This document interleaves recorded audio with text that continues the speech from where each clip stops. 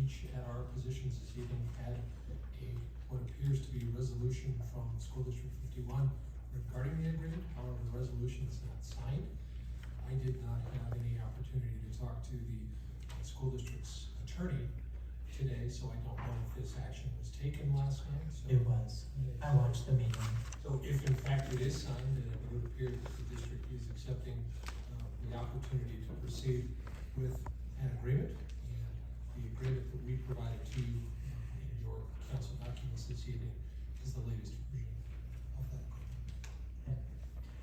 And to give a little additional background, what D51 approved last night is the same thing that we're requesting tonight, which is a approval by council to authorize the signing of the IGA.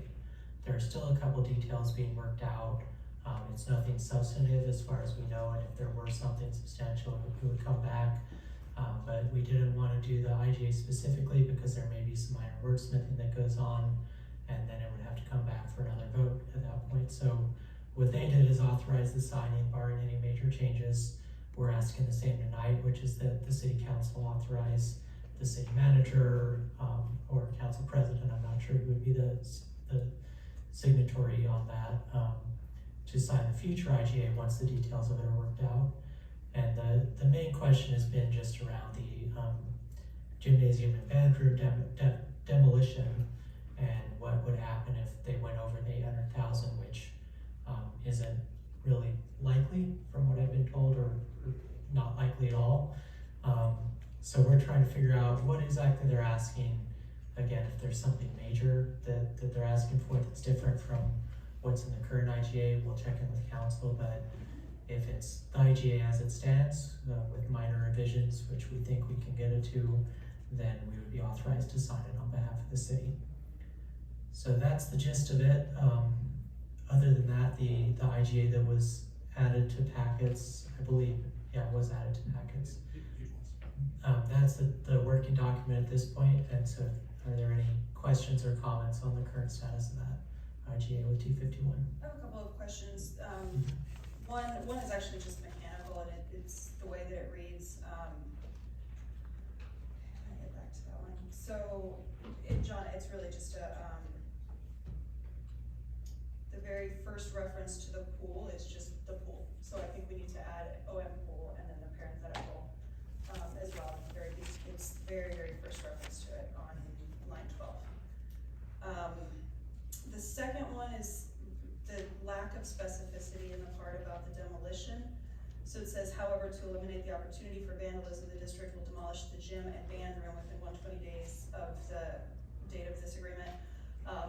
I went to school at this school and played in that band room, and I know there's more than just a gym and a band room that we're referring to there, so I think we need to be a little either broader and say the gym and band rooms building, or include that there's locker rooms and choir rooms, and there's just more to it, and I don't want us to miss this and have just parts of that building come down, that when the intention is for the entirety of that wing to come off.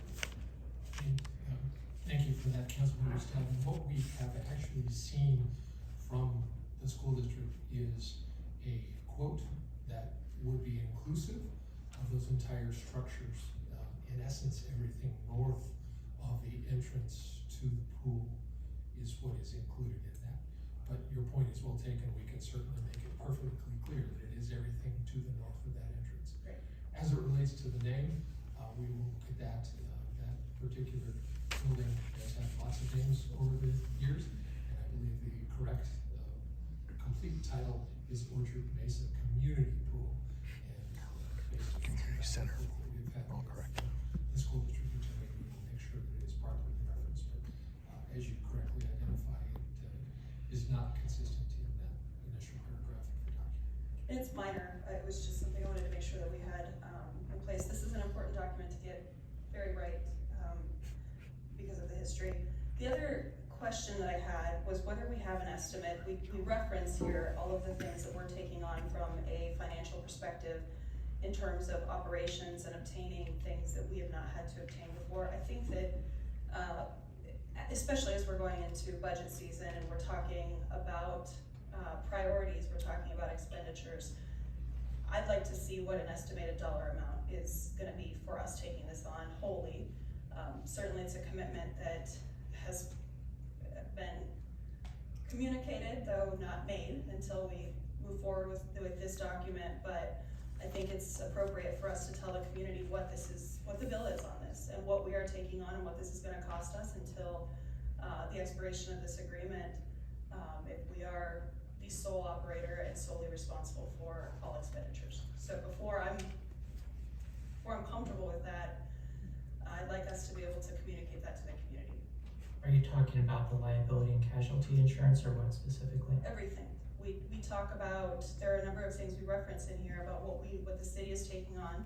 Some of it's something we've already been paying, what we're taking on. All of the school district's previous expenditures on utilities and the like, we are taking over insurance that they were carrying, from what I understand. So there are a number of new things being added to the city's operating bill on this, and I think it's appropriate for us to transparently tell the community what this will cost us to operate on an annual basis on our own. Ken, is that something you could speak to? I feel like it's a discussion we may have had while Councilmember Stout was gone for the last month or so. And Mayor Harmon and Councilmember Stout, while Mr. Sherman was approaching, just to be perfectly clear, this is just additional information, incidental information, not necessarily having that reflected in the agreement. Correct. I'm not asking for this to be written into the agreement. I'd like that number to be spoken though in its totality and not referenced as types of expenditures. Yeah, absolutely. Mr. Sherman, I'll hand over to City Manager Phillips can assist with that. Mayor Herman, Councilmember Stout, Ken Sherman, Parks and Rec Director. So approximately the cost additional to the city would be about $40,000 for utility payments that the school district has been making. We've also had a lot of discussion about revenue. We provide for free use of the facility as a financially contributing partner by the school district, including their swim teams, several different extracurricular activities that happen, as well as school parties.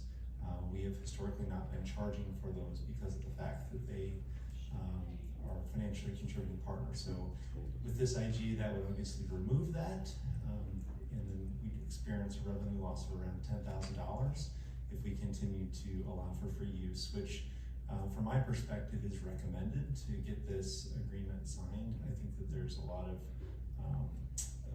power to ensure that there's no gap between now and the rec center. So just some additional numbers to speak to your questions, Councilmember Scott. Well, what is the total, so what are we told, so I'm just reading from here, the city will assume and pay the district's financial obligations arising out of or under the old agreements, including but not limited to payment of property insurance, internet access, gas, electric, utilities, water, trash service. We will provide all of the things that we've been providing in terms of labor and everything else, our daily maintenance, and then our procurement of liability and casualty insurance. So again, like what is the bottom line annual total number that we are spending on operating this pool? And if we don't have it right this second, that's fine, but I'd like to request that we, thanks. And I think what Ken had initially answered was what's different from what we have been covering, because the operational costs are not changing from what we've been covering. What he highlighted with the 40,000 is what the district was covering before that will now be on us, but nothing else is nothing else is changing in terms of operational costs. It does say that we're gonna procure insurance, so I'm not sure that when we've talked about that that's been included. My bottom line, and let me reiterate this, is to be able to tell the community, as we're walking into budget season and as we are prioritizing our expenditures, what are we spending annually on the Orchard Mesa pool? Not what are we adding. We've had numbers that with the county exiting, I don't know that we've had that conversation publicly about what the dollar amount is that the city's paying for this, and now I think it's important that we don't just talk about the small increase, if we're calling it a small increase of $40,000, but that we can communicate to the community what this amenity is costing us as we've taken it on wholly as a city operation. Councilmember Stout, thank you for the moment to run back to my bag and grab my budget document that all city staff are very actively engaged in right now. Our 25 working number for the subsidy for the Orchard Mesa pool is $447,601. is the current net loss or subsidy that the city would be taking on. We do plan $216,000 from operational revenue from fees, but the intergovernmental revenue that we've gotten from both the county, which as a reminder has been $75,000 last year, has gone away. Now that they've submitted a $100,000 check to the school district, and the utility contributions would then come onto the city. So that does increase our overall subsidy and contribution to just around $450,000 as a preliminary budget number for 2025. Thank you, and that includes any anticipated small maintenance or daily, as it's called in here, basic daily maintenance, nothing major. That's just what the Band-Aids we anticipate putting on this thing to keep it operational. That's well said, yes. Thank you. And Ken, could you expand a little bit on, you mentioned the continuity and some of the challenges we might face if we don't have a pool facility while we're gearing up for the rec center? Could you speak a little bit more to that and how it benefits the city in that way as well? Yeah, thank you, Mayor Herman. Yeah, so there definitely is a tremendous benefit to being able to have this public swimming pool available to the community until the recreation center is built. Part of it is aqua aerobics, lap swimming, swim teams, open swim are some of our biggest uses, or the Orchard Mesa pool currently. For 2024, we are looking at about 120 average daily participants that would not have a place to swim if this were to go away. And then it basically ensures the stopgap from the current facility to the new recreation center, which is planned to be open in the middle of 2026. And as you all have heard me talk a lot about, there's substantial aquatics facilities where a lot of that use and a lot of that need would be met by that new facility. But of course, it's under construction now and still is 2 years out. Another point I would just bring up is the lifeguard staff.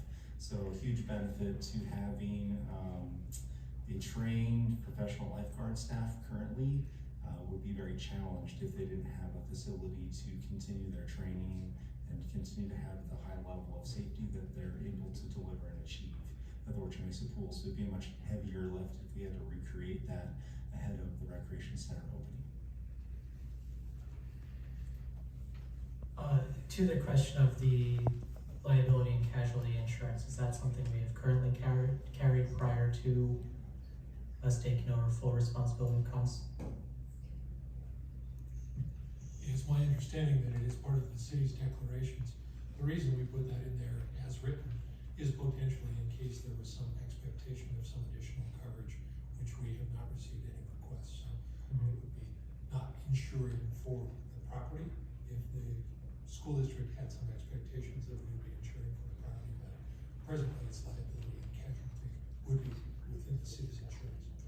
And so as the operator for the last several decades, we've carried liability insurance and casualty insurance, and this specifies that we are not responsible for insurance on the building itself. That is correct. Thank you. Any other questions or comments from council? All right, we will do a public hearing on this. We're not required to, but it is our tradition to do so. As we get into the public hearing, one request that I have is we are here to discuss a very narrow thing, which is the IGA between the district and the city on the ongoing operation of this pool through 2026. We're not here discussing what happens after 2026. We're not discussing potential ballot measures. We're not discussing the city putting capital into the pool. We're here simply for the IGA. So I'd ask for those who are going to speak that you limit your comments to the topic we're here for tonight, which is consideration of this IGA between D51 and the city.